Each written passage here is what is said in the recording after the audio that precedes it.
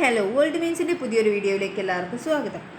അപ്പം ആദ്യമായാണ് ഈ ചാനൽ കാണുന്നതെങ്കിൽ സബ്സ്ക്രൈബ് ചെയ്യുക, നോട്ടിഫിക്കേഷൻസ് ഒക്കെ വരാൻ വേണ്ടി ബെൽ ബട്ടൺ എനേബിൾ ചെയ്യുക, പിന്നെ വീഡിയോ ഇഷ്ടമായ ലൈക്ക് ചെയ്യുക. അപ്പോൾ നമുക്ക് ഇന്നത്തെ ടോപ്പിക്കിലേക്ക് വേഗം കിടക്കാം. ഡിസ്കസ് ചെയ്യാനുള്ളത് ഹെൻറി സ്ലോനെ പറ്റിയിട്ടാണ്. ഇതിൻ്റെ മുന്നേറ്റമൊക്കെ പാർട്ട് 1 ഉള്ളത്. അത് കേട്ടതിന് ശേഷം ഇത് കേൾക്കുക, അപ്പായിരിക്കും കുറേ കൂടി ക്ലിയർ ആവുക. അപ്പം ഹെൻറി സ്ലോ എന്ന് പറഞ്ഞു കഴിഞ്ഞാൽ ഒരു എന്താ പറയുക ക്വാണ്ടിറ്റേറ്റീവ് കണക്ഷനാണ്. എന്ത് തമ്മിലുള്ള സോലിബിലിറ്റി ഓഫ് ഗ്യാസ് ഇൻ ലിക്വിഡും അതേപോലെ തന്നെ പ്രഷറും തമ്മിലുള്ള ഒരു ക്വാണ്ടിറ്റേറ്റീവ് എന്താ പറയുക കണക്ഷനാണ് ഹെൻറീസ് ലോ. അപ്പം ഹെൻറീസ് ലോ എന്താ നോക്കാം.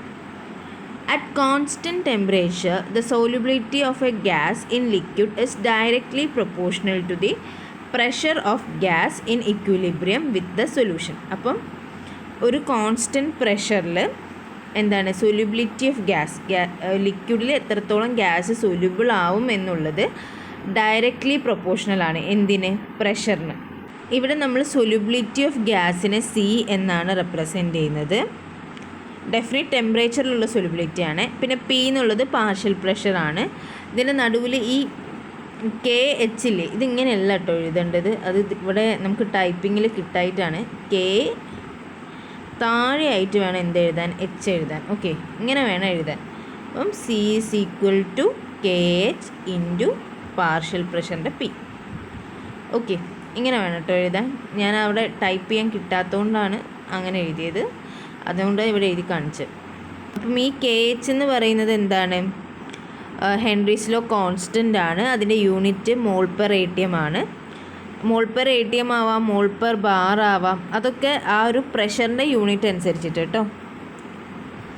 പിന്നെ ഹെൻറീസ് ലോ എപ്പോഴും ചോദിച്ചാണ്, ഞാൻ നോക്കി ഒരുവിധം ക്വസ്റ്റ്യൻ പേപ്പറിലൊക്കെ ചോദിച്ചിട്ടുണ്ട് ക്വസ്റ്റ്യനാണ്, അതുകൊണ്ട് നന്നായിട്ട് തന്നെ നോക്കുക. പിന്നെ ഇനിയിപ്പം ഈ ഒരു ഹെൻറീസ് ലോനെ നമ്മൾ മോൾ ഫ്രാക്ഷൻ്റെ ബേസിൽ നോക്കുക വിചാരിച്ചോ.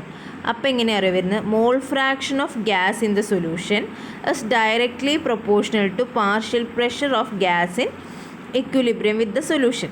അപ്പോൾ ഇപ്പോൾ മോൾ ഫ്രാക്ഷൻ്റെ ബേസിൽ നോക്കുന്ന സമയത്ത് mole fraction directly proportional to എന്താണ്? പാർഷ്യൽ പ്രഷറായിട്ടാണ് പറയുന്നത്. ഓക്കെ, കോമൺ ആയിട്ട് നമ്മൾ ഹെൻറീസ് ലോ എങ്ങനെയാണ് അറിയുക പറയുക? The partial pressure of gas in equilibrium with the solution is directly proportional to mole fraction of gas in the solution. Means ഒരു gas സൊല്യൂഷനായിട്ട് ഇക്വിലിബ്രിയത്തിലാണെങ്കിൽ അതിൻ്റെ partial pressure directly proportional to mole fraction എന്നാണ് നമ്മൾ commonly പറയുക. അതിൻ്റെ ഫോർമുലയാണിത്. P is equal to partial പ്രഷറാണ് പി, കെ എച്ച് എന്ന് പറഞ്ഞു കഴിഞ്ഞാൽ എന്താണ്? Henry's law constant into x എന്ന് പറയുന്നത് മോൾ ഫ്രാക്ഷൻ. ഓക്കെ, അതിൽ ഞാൻ ഇപ്പോഴും പറയുകയാണ് കെയും കെൻ്റെ താഴെയായിട്ടാണ് എന്ത് വരേണ്ടത്? എച്ച് വരേണ്ടത്. ഓക്കെ, അപ്പോൾ അത് ക്ലിയർ ആയെന്ന് വിചാരിക്കുന്നു. ഹെൻറീസ് ലോ 2 മാർക്കിന് ചോദിച്ചാൽ ഇതിലേതെങ്കിലും ഒരു ഡെഫിനിഷൻ എഴുതിയാൽ മതി കേട്ടോ. ശരിക്കും നമ്മൾ ഏറ്റവും നല്ലത് അവസാനത്തെ ഡെഫിനിഷനാണ് എഴുതുന്നത്, അതാണ് ഏറ്റവും കൂടുതൽ യൂസ് ചെയ്യുന്നത്. കോൺസ്റ്റൻറ്റ് പ്രഷറിൽ നമ്മൾ പാർഷ്യൽ, ഇവിടെ തെറ്റുണ്ട്, പാർഷ്യലാണ്. പാർഷ്യൽ പ്രഷറിനെയും അതേപോലെ തന്നെ മോൾ ഫ്രാക്ഷനെയും കൂടി പ്ലോട്ട് ചെയ്ത് കഴിഞ്ഞ് കഴിഞ്ഞാൽ നമുക്ക് കിട്ടുക ഒരു സ്ട്രെയിറ്റ് ലൈനാണ്. ഈ ഒരു സ്ട്രെയിറ്റ് ലൈനിൻ്റെ സ്ലോപ്പ് എന്ന് പറയുന്നത് എന്താണ്? ഹെൻറീസ് കോൺസ്റ്റൻ്റ് ആണ് കേട്ടോ. ജസ്റ്റ് ഇതൊക്കെ മനസ്സിലാക്കി വയ്ക്കുക. ഹെൻറീസ് ലോ 2, 3, 5 മാർക്കിനും ചോദിച്ചിട്ടുണ്ട്. അങ്ങനെ വെച്ചാൽ ഗ്രാഫൊക്കെ വരച്ച് പറയേണ്ടി വരുമല്ലോ. അപ്പോൾ അതിന് വേണ്ടിയിട്ടാണ് കേട്ടോ പറയുന്നത്. നമുക്ക് കെ എച്ചിനെ പറ്റി കുറച്ച് കാര്യങ്ങൾ പറയാനുണ്ട്. കെ എച്ച് കൂടുന്തോറും എന്ത് കുറയുമെന്നാണ് പറയുന്നത്? ഒരു ഗിവൺ പ്രഷറിൽ കെ എച്ച് കൂടുകയാണെങ്കിൽ സോലിബിലിറ്റി ഓഫ് ഗ്യാസ് എന്താവും? കുറയുക കേട്ടോ ചെയ്യുക. അത് ആലോചിച്ച് വെക്കണേ. കെ എച്ച് കൂടുകയാണെങ്കിൽ സോലിബിലിറ്റി ഓഫ് ഗ്യാസ് കുറയുകയാണ് ചെയ്യുക. നമുക്കിവിടെ കെ എച്ചിൻ്റെ ഒരു എക്സാമ്പിൾ തന്നിട്ടുണ്ട്, ഇത് കാണിച്ചിട്ട്. N2ൻ്റെയും O2ൻ്റെയും കെ എച്ച് വാല്യൂ തന്നിട്ടുണ്ട് 293 കെൽവിനിൽ. അപ്പം N2ൻ്റെ തന്നിരിക്കുന്നത് 34.86 kbar അതേപോലെ തന്നെ O2ൻ്റെ തന്നിരിക്കുന്നത് 76.48 kbar എന്നാണ് തന്നിരിക്കുന്നത്. അപ്പം നമ്മളിത് നോക്കുന്ന സമയത്ത് ഞാൻ നേരത്തെ പറഞ്ഞിട്ടുണ്ടായിരുന്നു കെ എച്ച് വാല്യൂ കൂടുന്തോറും എന്ത് കുറയും? സോലിബിലിറ്റി കുറയുന്നു. അപ്പോൾ ഇവിടെ O2നല്ലേ കൂടുതൽ കെ എച്ച് വാല്യൂ, അപ്പം O2 N2നെ കമ്പയർ ചെയ്യുമ്പം ലെസ് സോല്യൂബിൾ ഇൻ വാട്ടർ ആണ്. രണ്ടാമത് നമ്മൾ ഈ കെ എച്ച് വാല്യൂ തന്നെ നോക്കുകയാണ്. ടെമ്പറേച്ചറിൽ ചെറിയൊരു ഡിഫറൻസ് വരുത്തിയിട്ട് ഇവിടെ ടെമ്പറേച്ചർ എത്രയാക്കി? 303 കെൽവിനാക്കി. അപ്പം N2ൻ്റെത് 46.82 ആയി, അതേപോലെ തന്നെ O2ൻ്റെത് 88.84 ആയി. അപ്പം നേരത്തെ നോക്കണം, നേരത്തെ 293 കെൽവിനിൽ 34.86 അതേപോലെ തന്നെ 76.48 ഉള്ളായിരുന്നു. ടെമ്പറേച്ചർ മാറിയപ്പോൾ എന്ത് കൂടി? KH വാല്യൂ കൂടി. അപ്പം നമുക്ക് മനസ്സിലായി ടെമ്പറേച്ചർ കൂടുന്നതിനനുസരിച്ച് KH വാല്യൂ കൂടുമെന്ന് മനസ്സിലായി. അപ്പോൾ നമ്മൾ നേരെ തിരിച്ച് പണ്ടത്തെ കാര്യം ആലോചിക്കാം. ഇതിൽ പറയുക പഴയ വീഡിയോയിലായിട്ടുള്ളത്, മീൻസ് പാർട്ട് 1 വീഡിയോയിലാണ് ഉള്ളത്. നമ്മൾ അവിടെ ടെമ്പറേച്ചർ എങ്ങനെ സോലിബിലിറ്റീനെ എഫക്റ്റ് ചെയ്യുമെന്ന് പറഞ്ഞിട്ടുണ്ടായിരുന്നു. ടെമ്പറേച്ചർ കൂടുന്തോറും സോലിബിലിറ്റി കുറയുകയാണ് ചെയ്യുക. ഇവിടെ ടെമ്പറേച്ചർ കൂടുന്തോറും KH വാല്യൂ കൂടിക്കൊണ്ടിരിക്കുക. ടെമ്പറേച്ചർ കൂടി എന്തുണ്ടാവും? സോലിബിലിറ്റി കുറയും. അപ്പം KH വാല്യൂ കൂടിയാലും ടെമ്പറേച്ചർ കൂടിയാലും എന്താ ഉണ്ടാവുക? സോലിബിലിറ്റി കുറയുകയാണ് കേട്ടോ ചെയ്യുക. ഇനി നോക്കാനുള്ള ലിമിറ്റേഷനാണ്. ഹെൻറീസ് ലോൻ്റെ ലിമിറ്റേഷൻസ് എന്തൊക്കെയാണ്? ലോ സോലിബിലിറ്റി ഉള്ള ഗ്യാസസ് മാത്രമേ ഹെൻറീസ് ലോ ഒബേ ചെയ്യുള്ളൂ. പ്രഷർ അധികം ആവാൻ പാടില്ല. ടെമ്പറേച്ചർ ഒരുപാട് കുറയാനും പാടില്ല. പിന്നെ ഈ ഗ്യാസസ് അസോസിയേഷനും ഡിസോസിയേഷനും ഇൻട്രാക്ഷനൊക്കെ നടക്കുന്ന സമയത്ത് അതിൻ്റെ മോളിക്കുലാർ സ്റ്റേറ്റിൽ പ്രത്യേകിച്ച് ഒരു ചേഞ്ച് വരാൻ പാടില്ല. അങ്ങനെ എന്തെങ്കിലും ചേഞ്ച് വന്നു കഴിഞ്ഞാൽ പിന്നെ ആ ലോ ഒബേ ചെയ്യില്ല. അപ്പം ഹൈ പ്രഷറിൽ ഹെൻറീസ് ലോ എന്താ പറയുക നോക്കാൻ പറ്റില്ല, ലോ ടെമ്പറേച്ചറിൽ നോക്കാൻ പറ്റില്ല. അതേപോലെ തന്നെ ഹൈലി സോലുബിൾ ഗ്യാസസിനും എന്ത് നോക്കാൻ പറ്റില്ല? ഹെൻറി ലോ നോക്കാൻ പറ്റില്ല. ഓക്കെ, ഇവിടെ ലാസ്റ്റത്തെ പോയിൻ്റ് ഉണ്ടല്ലോ, എന്താ പറയുക, അസോസിയേഷനും ഡിസോസിയേഷനും ഒക്കെ ഉണ്ടായിക്കഴിഞ്ഞ് കഴിഞ്ഞാൽ മോളിക്കുലാർ സ്റ്റേറ്റിൽ എന്തെങ്കിലും വ്യത്യാസം വന്നു കഴിഞ്ഞാൽ ഹെൻറീസ് ലോ പിന്നെ അത് ഒബേ ചെയ്യില്ല എന്നുള്ളത്. അതിനൊരു എക്സാമ്പിളാണ് HCl-നെയും NH3-നെയും നമ്മൾ വാട്ടർ സോൾവൻ്റ് ആയിട്ട് റിയാക്ട് ചെയ്യിച്ചു. അപ്പോൾ അതിൻ്റെ മോളിക്കുലാർ ഇതിൽ വ്യത്യാസം വന്നില്ല. H3O+ഉം NH4+ വരും. NH4+ഉമായി മാറിയില്ലേ? ഒരു മിനിറ്റ്, NH4+ഉമായിട്ട് മാറി. അങ്ങനെ വന്ന ആ ഒരു മോളിക്കുലാർ ചേഞ്ച് വന്നുകൊണ്ട് ഇതെന്തിനും ഒബേ ചെയ്യില്ല? ഹെൻറീസ് ലോനെ ഒബേ ചെയ്യില്ല.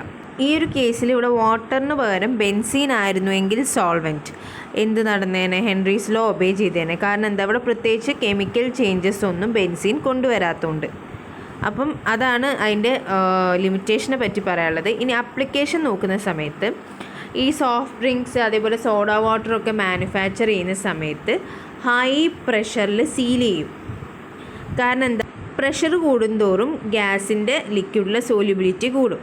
അപ്പോൾ ഇവിടെ ആരാണ് ഗ്യാസ് ആയിട്ടുള്ളത്? Carbon dioxide. അപ്പോൾ കാർബൺ ഡൈ ഓക്സൈഡിനെ നല്ല പ്രഷർ കൊടുത്തിട്ട് സീൽ ചെയ്യും. ആ സമയത്ത് എന്താ പറയുക, കുറേയും കൂടി ആ വാട്ടറിലേക്ക് സോല്യൂബിളായിട്ട് നിൽക്കും. അതാണ് ഒന്നാമത്തെ ആപ്ലിക്കേഷൻ. രണ്ടാമത്തെ ആപ്ലിക്കേഷൻ എന്ന് പറയുന്നത് ഒരു സൊല്യൂഷനിൽ ഡിസോൾവ് ആയിട്ടുള്ള ഗ്യാസിനെ പുറത്തേക്ക് എക്സ്പെൽ ചെയ്യുക എന്നുള്ളതാണ്. അതിന് വേണ്ടിയിട്ട് എന്താ അറിയോ ചെയ്യുന്നത്? ഒരു അൺറിയാക്റ്റീവ് ഗ്യാസ്, ലെസ് സോല്യൂബിൾ ആയിട്ടുള്ള ഒരു അൺറിയാക്റ്റീവ് ഗ്യാസിനെ ഉപയോഗിച്ച് ബബിൾ ചെയ്യും. അതെങ്ങനെയാണ് നടക്കുന്നത്? അപ്പോൾ ഈ ഫ്ലോയിങ് ഗ്യാസ് എന്ത് ചെയ്യും? ഫ്ലോയിങ് ഗ്യാസ് എന്ന് വിളിക്കുന്നത് ഇതിൽ ആ അൺറിയാക്റ്റീവായിട്ട് നമ്മൾ ബബിളിങ്ങിന് ഉപയോഗിക്കുന്ന ഗ്യാസിനെയാണ്. ഈ ഫ്ലോയിങ് ഗ്യാസ് സോല്യൂബിൾ ആയിട്ടുള്ള ഗ്യാസിൻ്റെ സർഫസിലെ പാർഷ്യൽ പ്രഷർ അങ്ങ് കുറയ്ക്കും. പ്രഷർ കുറയുമ്പോൾ എന്താ ഉണ്ടാവുക? സോല്യൂബിലിറ്റി കുറയും. അപ്പോൾ ഈ ഗ്യാസ് പെട്ടെന്ന് എസ്കേപ്പ് ചെയ്ത് പോകും. അപ്പം ഈ ഒരു സംഭവം എന്തിൻ്റെ ബേസിലാണെന്ന് പറയുന്നത്? ഹെൻറീസ് ലോൻ്റെ ബേസിലാണ്. ഹെൻറീസ് ലോ ആണല്ലോ പറഞ്ഞത്, പ്രഷർ കുറയും തോറും സോല്യൂബിലിറ്റി കുറയും. പ്രഷർ കൂടുക വെച്ചാൽ സോല്യൂബിലിറ്റി കൂടുമെന്ന് പറഞ്ഞത് ഏത് ലോ ആണ്? ഹെൻറീസ് ലോ ആണ്. അപ്പോൾ അതിൻ്റെ ബേസിലാണ് ഇങ്ങനെ കുറേ പ്രാവശ്യം ഇങ്ങനെ അൺറിയാക്റ്റീവ് ഗ്യാസ് വെച്ച് ബബിൾ ചെയ്യുമ്പം അതിൽ നിന്ന് കുറേ ഡിസോൾവ്ഡ് ഗ്യാസ് എസ്കേപ്പ് ചെയ്ത് പോകും. ഓക്കെ, ഇതിനൊരു എക്സാമ്പിൾ പറഞ്ഞിട്ടുണ്ട്. H2S-നെ ഒരു എക്വ സൊല്യൂഷനിൽ നിന്ന് റിമൂവ് ചെയ്യാൻ വേണ്ടിയിട്ട് N2 വെച്ച് ബബിൾ ചെയ്താൽ മതി. ഓക്കെ, അതോടെ ഇതിൻ്റെ അപ്ലിക്കേഷനും ഹെൻറീസ് ലോ കംപ്ലീറ്റ് ആയിട്ട് കഴിയുക കേട്ടോ. ഇനി നമുക്ക് ഇതിൻ്റെ കുറച്ച് പ്രോബ്ലംസ് ആണ് ഡിസ്കസ് ചെയ്യുന്നത്. First question, what concentration of oxygen should be present in mountain lake at 25 degrees Celsius if atmospheric pressure is 1 atm and mole fraction of oxygen in air is 0.21. അപ്പോൾ നമ്മളുള്ള ക്വസ്റ്റ്യൻ എന്താണെന്ന് വെച്ച് കഴിഞ്ഞാൽ ആ ലേക്കിൽ എത്ര concentration of oxygen present ആണ് എന്നുള്ളതാണ്. അതിന് വേണ്ടിയിട്ട് നമുക്ക് അവിടുത്തെ ടെമ്പറേച്ചർ തന്നിട്ടുണ്ട് 25 ഡിഗ്രി സെൽഷ്യസ്. അവിടുത്തെ അറ്റ്മോസ്ഫിയറിക് പ്രഷർ തന്നിട്ടുണ്ട് 1 atm. തന്നിരിക്കുന്നത് അവിടുത്തെ എയറിൽ ഉള്ള ഓക്സിജൻ്റെ മോൾ ഫ്രാക്ഷനാണ്. എത്രയാണ് തന്നിരിക്കുന്നത്? 0.21. അപ്പോൾ നമ്മളോട് ഇവിടെ കോൺസെൻട്രേഷൻ കണ്ടുപിടിക്കാനാണ് പറഞ്ഞത്. അപ്പോൾ നമുക്ക് കോൺസെൻട്രേഷൻ്റെ ഫോർമുല അറിയാലോ. C is equal to Henry's law into partial pressure എന്നാണ്. ഇവിടെ ഓക്സിജൻ്റെ ആയതുകൊണ്ട് കോൺസെൻട്രേഷൻ ഓഫ് O2 എന്ന് എഴുതി, അതിനാണ് താഴെ O2 എഴുതിയത്. പിന്നെ ഹെൻറീസ് കോൺസ്റ്റൻ്റ് ആണ് KH എന്ന് പറയുന്നത്. പിന്നെ partial pressure of O2. Okay, അപ്പോൾ നമുക്കിവിടെ പാർഷ്യൽ പ്രഷർ അല്ല തന്നിരിക്കുന്നത്, അറ്റ്മോസ്ഫിയറിക് പ്രഷറാണ് തന്നിരിക്കുന്നത്. ആ ഏരിയയിൽ ടോട്ടൽ പ്രഷറാണ് തന്നിരിക്കുന്നത്. അപ്പം അതിന് നമുക്ക് എന്തിനെ കണ്ടുപിടിക്കണം? പാർഷ്യൽ പ്രഷറിനെ കണ്ടുപിടിക്കണം. അതിന് മുന്നേ ഒരു കാര്യം പറയട്ടെ, നമുക്ക് തന്നിരിക്കുന്ന വാല്യൂസൊക്കെ എപ്പോഴും എന്ത് ചെയ്യുക, സൈഡിൽ ഇങ്ങനെ എഴുതി വയ്ക്കാം. അപ്പോൾ KHൻ്റെ വാല്യൂ തന്നിട്ടുണ്ട് 1.3 × 10⁻³ മോളാർ ATM എന്നാണ് തന്നത്. അതിനെ വേണമെങ്കിൽ നമുക്ക് പ്രത്യേകിച്ച് ഞാനൊന്നും ചെയ്തിട്ടില്ല, ഈ മോളാറിനെ മാറ്റിയിട്ട് ഇവിടെ മോൾ ലിറ്റർ ഇൻവേഴ്സ് എന്നാക്കി. ജസ്റ്റ് ഒന്ന് എഴുതി വെച്ചാൽ മതി, അത് യൂണിറ്റ് കിട്ടാൻ കുറേയും കൂടി എളുപ്പമായിരിക്കും. പിന്നെ ഇവിടുത്തെ അറ്റ്മോസ്ഫിയറിക് പ്രഷർ തന്നിട്ടുണ്ട്, അതിന് ഞാൻ P ടോട്ടൽ എന്ന് എഴുതിയിട്ട് 1 ATM എന്ന് എഴുതി വെച്ചു. അതേപോലെ തന്നെ അവിടുത്തെ എയറിൽ പ്രസൻ്റ് ആയിട്ടുള്ള ഓക്സിജൻ്റെ മോൾ ഫ്രാക്ഷനും തന്നിട്ടുണ്ട്, അതിന് ഞാൻ XO2 = 0.21 എഴുതി. ഓക്കെ, എന്നിട്ട് ഞാൻ എന്ത് ചെയ്തു, പാർഷ്യൽ പ്രഷർ നമ്മൾ പഠിച്ചിട്ടുണ്ട്, പാർഷ്യൽ പ്രഷർ = മോൾ ഫ്രാക്ഷൻ × P ടോട്ടലിന് നമ്മൾ +1 + 2 പഠിച്ചിട്ടുണ്ട്. അപ്പം അതിൻ്റെ ബേസിലാണ് ഇത്. നമുക്കിതിന് മുന്നേത്തെ ഒരു ചാപ്റ്ററിൽ പഠിക്കേണ്ടത്, അപ്പം ഞാൻ പറഞ്ഞുതരാം. Partial pressure of O2 = mall fraction of O2 × P total. അപ്പോൾ മോൾ ഫ്രാക്ഷൻ എത്രയാണ് തന്നിരിക്കുന്നത്? 0.21 × P ടോട്ടൽ എത്രയാണ്? 1 ATM. അപ്പോൾ എന്താ കിട്ടിയത്? 0.21 ATM എന്ന് പാർഷ്യൽ പ്രഷർ കിട്ടി. അവിടെ നിന്ന് പിന്നെ നമ്മളുടെ ഈ ഒരു ഫോർമുലയിൽ ഹെൻറീസ് ലോ കോൺസ്റ്റൻറ്റിൻ്റെ വാല്യൂ ആഡ് ചെയ്യുക, 1.3 × 10⁻³ ഇൻറ്റു പാർഷ്യൽ പ്രഷർ എത്രയാണ് കിട്ടിയത്? 0.21 കൂടി ചെയ്യാം. അപ്പോൾ എന്താണ് ആൻസർ കിട്ടുന്നത്? കാൽക്കുലേറ്റർ ഉപയോഗിച്ച് ചെയ്യുക. അപ്പോൾ 2.73 × 10⁻⁴ മോൾ ലിറ്റർ ഇൻവേഴ്സ്. നമ്മളിവിടെ മോൾ ലിറ്റർ ഇൻവേഴ്സ് ATM ഇൻവേഴ്സ് എന്നാക്കിയത് എന്താ? ഇങ്ങനെ എഴുതി കഴിയുമ്പോൾ നമുക്ക് കറക്റ്റായിട്ട് ആ ഒരു ഇതിൻ്റെ താഴെ കോൺസെൻട്രേഷൻ്റെ യൂണിറ്റ് പെട്ടെന്ന് എഴുതാൻ പറ്റും. അതിന് വേണ്ടിയിട്ടാണ് ഞാൻ ഇവിടെ ഇങ്ങനെ ആക്കിയത് കേട്ടോ. പിന്നെ ഇമ്പോർട്ടൻ്റ് ആയിട്ട് വാല്യൂ എഴുതാൻ എവിടെയും മറന്നു പോയത്. വാല്യൂ എഴുതാൻ മറന്നുപോയ മാർക്ക് പെട്ടെന്ന് അങ്ങ് പോയി കിട്ടും. 5th ക്വസ്റ്റ്യൻ ഏകദേശം ഇതേപോലെ തന്നെയാണ്, കോൺസെൻട്രേഷൻ കണ്ടുപിടിക്കാൻ വേണ്ടിയിട്ടാണ്. അതിൽ പാർഷ്യൽ പ്രഷറൊക്കെ തന്നിട്ടുണ്ട്, അതിൻ്റെ കോൺസെൻട്രേഷൻ കണ്ടുപിടിക്കുക. അതിനുശേഷം അതിൻ്റെ ക്വാണ്ടിറ്റി അറിയാൻ വേണ്ടിയിട്ട്, എത്ര ക്വാണ്ടിറ്റി ഉണ്ട് 3 ലിറ്ററിൽ എന്ന് അറിയാൻ വേണ്ടിയിട്ട് ആ കിട്ടിയ കോൺസെൻട്രേഷനും 3 ലിറ്ററും കൂടി മൾട്ടിപ്ലൈ ചെയ്യുക. അത്രയേ ഉള്ളൂ 5th ക്വസ്റ്റ്യൻ. അപ്പോൾ അത് സ്വയം ചെയ്ത് നോക്കുക. കാരണം നമ്മൾ സ്വയം ചെയ്യുമ്പോൾ മാത്രമേ നമ്മൾ എത്രത്തോളം എഫേർട്ട് എടുക്കുന്നോ അതാണ് നമ്മളെ മൈൻഡിൽ സ്റ്റോർ ആവും. അപ്പം മറ്റൊരാൾ പറഞ്ഞു തന്ന് മനസ്സിലാവുന്ന ഓക്കെ, അതിൽ പിന്നെ നമ്മൾ സ്വയം ഇരുന്ന് വർക്കൗട്ട് ചെയ്താൽ തന്നെ അത് നമ്മളെ മൈൻഡിൽ സ്റ്റോർ ആവുള്ളൂ, ഇല്ലേ മറന്നു. അപ്പോൾ ആ ക്വസ്റ്റ്യൻ ചെയ്ത് നോക്കുക. First question means 4th question ഞാൻ പറഞ്ഞുതരാം കേട്ടോ. ഈ ഒരു ക്വസ്റ്റ്യൻ നോക്കുന്ന സമയത്ത് നമുക്ക് O2ൻ്റെ ഹെൻറീസ് ലോ കോൺസ്റ്റൻറ്റ് തന്നിട്ടുണ്ട്. എത്രയാണ്? 34.86 kbar ആണ് തന്നിരിക്കുന്നത്. ഇതാ ടെമ്പറേച്ചർ 293 കെൽവിനിലാട്ടോ തന്നിരിക്കുന്നത്. പിന്നെ അതേപോലെ തന്നെ ഇതേ ടെമ്പറേച്ചറിൽ O2നെ വാട്ടറിലൂടെ ബബിൾ ചെയ്യിക്കുകയാണ്. അവിടുത്തെ പാർഷ്യൽ പ്രഷർ എത്രയാണെന്ന് പറയുന്നത്? 0.975 bar ആണെന്ന്. അപ്പം എത്ര എമൗണ്ട് ഓഫ് ഗ്യാസ് 1 ലിറ്റർ വാട്ടറിൽ ഡിസോൾവ് ആവുമെന്നാണ് ചോദിക്കുന്നത്. നമ്മളോടിവിടെ ചോദിച്ചിരിക്കുന്നത് എമൗണ്ട് ആണ്. അപ്പം എമൗണ്ട് എന്ന് പറയുമ്പം അത് ഒന്നെങ്കിൽ മോളിലായിരിക്കണം നമ്മൾ കണ്ടുപിടിക്കേണ്ടത്. അപ്പോൾ നമുക്കിവിടെ ഡയറക്റ്റ് മോൾ ലിങ്ക്ഡ് ആയിട്ടുള്ള ഇക്വേഷൻസ് ഒന്നും ഇല്ല. നമുക്കിവിടെ തന്നിരിക്കുന്നത് എന്തൊക്കെയാണ്? ഹെൻറീസ് കോൺസ്റ്റൻറ്റും അതേപോലെ പാർഷ്യൽ പ്രഷറേ തന്നിട്ടുള്ളൂ. അപ്പം ഈ ഒരു വഴിക്ക് പോകുമ്പോൾ നമുക്ക് മോളിലേക്ക് എത്തണമെങ്കിൽ ആരെ ഡിപ്പെൻഡ് ചെയ്യണം? മോൾ ഫ്രാക്ഷനെ ഡിപ്പെൻഡ് ചെയ്യണം. മോൾ ഫ്രാക്ഷൻ തന്നിട്ടില്ല. അപ്പോൾ നമ്മൾ ആദ്യത്തെ സ്റ്റെപ്പായിട്ട് എന്താ ചെയ്യുന്നത്? മോൾ ഫ്രാക്ഷനെ കണ്ടുപിടിക്കുകയാണ് ചെയ്യുന്നത്. അപ്പം നമ്മൾ നേരത്തെ പാർഷ്യൽ പ്രഷറിൻ്റെ ഫോർമുല എടുക്കും. Partial pressure of O2 = Henry's constant into mall fraction of O2. ഇത് മോൾ ഫ്രാക്ഷൻ കേട്ടോ, ഇങ്ങനെ ക്രോസ് ഇട്ട് കഴിഞ്ഞാൽ മോൾ ഫ്രാക്ഷൻ എന്ന് വിളിക്കുക. അപ്പോൾ മോൾ ഫ്രാക്ഷൻ ഓഫ് O2. എന്നിട്ട് ഈ ഒരു ഫോർമുലയിൽ നിന്ന് നമ്മൾ മോൾ ഫ്രാക്ഷനെ കണ്ടുപിടിക്കും. Mole fraction = partial pressure by Henry's constant. അപ്പോൾ നമുക്കിവിടെ ആരെ അറിയാം? പാർഷ്യൽ പ്രഷർ എത്രയാണ് തന്നിട്ടുണ്ട്? 0.975 bar ആണ് തന്നിരിക്കുന്നത്. നമുക്ക് പാർഷ്യൽ പ്രഷർ തന്നിരിക്കുന്നത് ബാറിലും അതേപോലെ തന്നെ ഹെൻറീസ് ലോ തന്നിരിക്കുന്നത് എന്തിലാണ്? കിലോ ബാറിലുമാണ്. അപ്പോൾ ഈ ഹെൻറീസ് ലോ കോൺസ്റ്റൻറ്റ് നമ്മൾ എന്താക്കണം? ബാറിലേക്ക് ആക്കണം. അപ്പം കിലോ ആയതുകൊണ്ട് നമ്മൾ എന്ത് ചെയ്തു? 1000 കൊണ്ട് മൾട്ടിപ്ലൈ ചെയ്തു. 34.86 × 1000. അപ്പോൾ നമുക്ക് എത്ര കിട്ടും? 34,860 ബാർ എന്ന് കിട്ടും. നമ്മളെപ്പോഴും എന്ത് ശ്രദ്ധിക്കണം, യൂണിറ്റ്സ് തമ്മിൽ എന്തെങ്കിലും വ്യത്യാസം ഉണ്ടോ എപ്പോഴും ശ്രദ്ധിക്കേണ്ട കാര്യമാണ്. നമുക്ക് എത്ര അറിയെങ്കിലും നമുക്ക് ഏറ്റവും കൂടുതൽ മാർക്ക് പോകാനുള്ള സാധ്യത ഒന്ന് യൂണിറ്റ് ഇടാൻ മറക്കുക. പിന്നെ യൂണിറ്റ്സ് തമ്മിലുള്ള ഡിഫറൻസ് ശ്രദ്ധിക്കാണ്ട് നമ്മൾ അങ്ങ് പ്രോബ്ലം ചെയ്യുക.